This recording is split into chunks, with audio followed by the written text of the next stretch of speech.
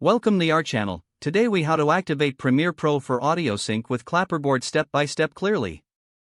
Open Adobe Premiere Pro on your computer. Create a new project or open an existing one. Import your video and audio files into the media bin. Drag your video file to the timeline.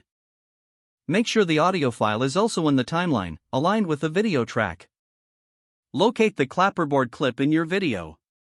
Identify the frame where the clapperboard closes.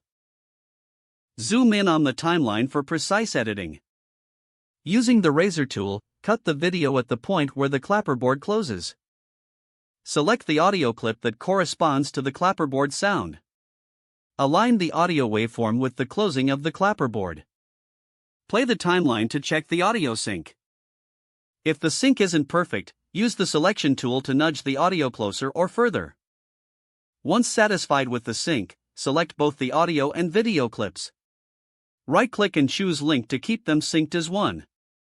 Continue editing your project as needed. Save your project to ensure changes are kept. If the page does not load, refresh the browser or try again in a private or incognito window.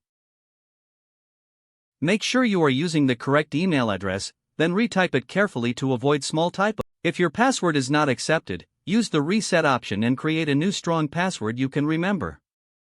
Check your spam folder for verification or security emails, then complete any requested confirmation steps.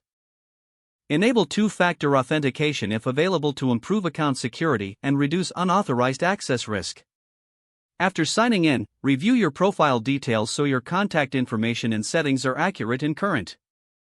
If you see an error message, note it down and try again after restarting your device and internet connection.